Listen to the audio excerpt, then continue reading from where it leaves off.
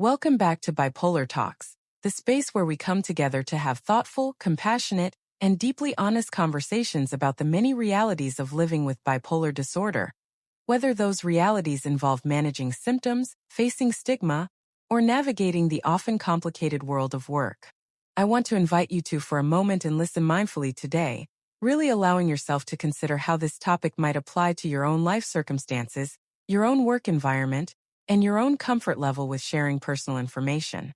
If what you hear in this discussion feels helpful, comforting, or even eye-opening, I would be so grateful if you could like, comment, subscribe, and share this episode, because every time you do, you help more people who are silently searching for understanding to find their way to this channel. Why we're talking about this? Disclosing bipolar disorder to an employer or a coworker is not a small decision. It is an incredibly personal choice that can influence the way you are seen at work, the kinds of opportunities you are offered, and the way you feel about yourself every time you walk through the office door.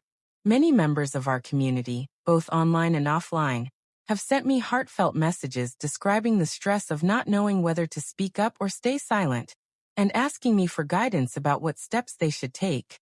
There is no one-size-fits-all answer to this question, because your workplace culture, the attitudes of your colleagues, and your own readiness to be open all play a huge role in whether disclosure will help you or harm you. When you think about your own job or career path, can you picture how your workplace might respond if you decided to share your diagnosis openly? Even though we've made progress in how society talks about mental health, the truth is that stigma, especially around serious mental illnesses like bipolar disorder, still exists in many workplaces, sometimes quietly and sometimes in very obvious ways. Research shows that between 20% and 50% of people living with bipolar disorder do not have paid employment, and among those who do, many face workplace challenges that go far beyond the normal pressures of a job. Over the years, I have personally experienced both ends of this spectrum. I have worked with leaders who showed empathy, offered flexibility, and truly cared about my well-being.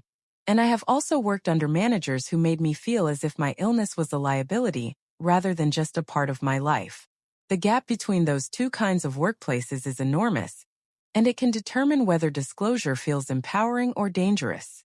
If you imagine your own work environment right now, do you think it would fall on the supportive side, or on the side that might make disclosure risky? One of the most important truths to remember is that you are never legally required to reveal your diagnosis unless you are requesting specific accommodations to help you do your job. Even in those situations, you don't have to give your exact diagnosis. You simply need to share that you have a condition covered under the Americans with Disabilities Act. That being said, deciding when to disclose can make a huge difference in how the conversation unfolds. The best timing is often when you are in a period of stability, when your work performance is strong, and when you can demonstrate to your employer that you are capable and dependable.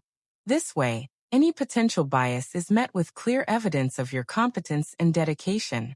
If you had to share something personal with your workplace, can you think of a moment in your career when you would have felt most ready, calm, and confident to do so? Understanding your rights. It's vital to understand that under U.S. law, specifically the Americans with Disabilities Act and the Rehabilitation Act of 1973, you are not required to tell an employer about your mental health diagnosis during the hiring process. If later on, you need workplace accommodations like flexible hours or a quieter environment, you can provide medical documentation that confirms you have a qualifying condition without disclosing the specific name of your illness. This legal protection exists to give you control over your personal information and to ensure that you can still access the tools you need to succeed without putting yourself at unnecessary risk. Knowing your rights before you ever consider disclosure puts you in a position of strength because you can approach the conversation with confidence rather than fear.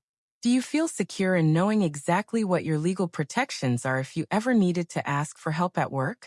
What workplace accommodations can look like?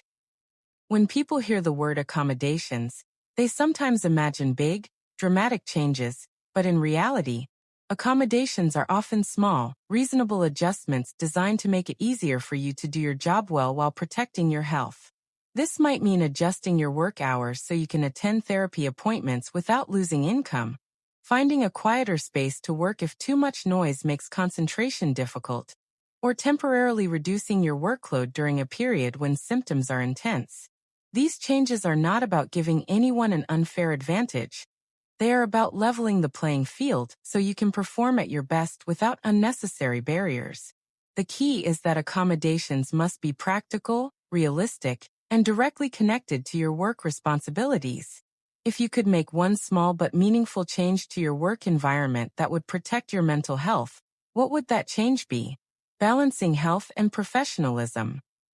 Living with bipolar disorder means sometimes dealing with symptoms that can make certain situations more challenging, but it does not remove the need to maintain professionalism in the workplace.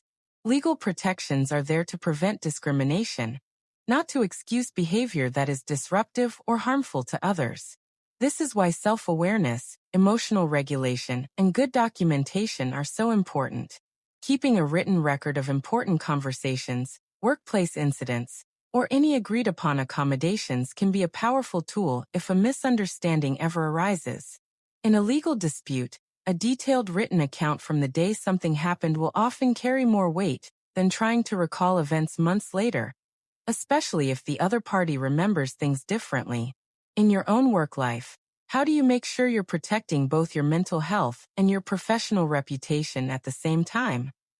There are some very real advantages to sharing your diagnosis under the right circumstances. Disclosure can make it much easier to get the accommodations you need to manage your symptoms and stay productive. It can allow you to bring a job coach or advocate into the workplace, someone who can both support you and help resolve conflicts if they arise. It can also protect you from being penalized or even dismissed for issues that are directly connected to your condition, especially if your employer has been aware of your situation for a while. On a more personal level, disclosure can help coworkers understand behaviors they might otherwise misinterpret, such as being highly energetic and productive one week, but quiet and withdrawn the next. Perhaps most importantly, it can remove the exhausting pressure of hiding what you are going through and allow you to show up as your authentic self. If you could share openly and know you'd be met with understanding, which of these benefits would matter most to you? Unfortunately, there are also risks.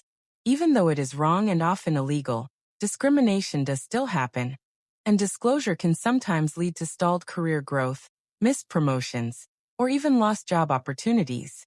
Some coworkers may treat you differently, consciously or unconsciously pulling away or avoiding you.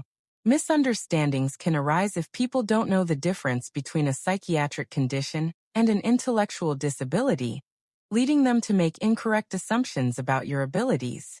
In the worst cases, disclosure can open the door to gossip, harassment, or ridicule, all of which can be deeply damaging to both your mental health and your sense of safety at work. If you were considering disclosure, which of these potential risks would weigh heaviest in your decision? At the end of the day, whether you decide to disclose your diagnosis is a choice that only you can make. It should be based on your personal comfort level, your workplace environment, and your assessment of whether the potential benefits outweigh the risks. If you do decide to share, do it with careful preparation, at a time when you are feeling stable and confident, and with a clear focus on the specific ways your employer can help you succeed. Keep the conversation professional, solution-focused, and respectful of your own privacy. Remember, disclosure is not about telling your whole life story. It is about creating the conditions that will allow you to do your best work while maintaining your health. After hearing all of this, do you feel more ready to decide whether to keep your diagnosis private or to share it with someone at work? Thank you so much for spending this time with me here on Bipolar Talks. If today's mindful conversation gave you something to think about or made you feel less alone, please take a moment to like, comment, subscribe, and share this episode. Your engagement is the heartbeat of this channel, and it helps us reach more people who need these discussions in their lives. This YouTube podcast is for informational purposes only and is not a substitute for professional advice, diagnosis, or treatment.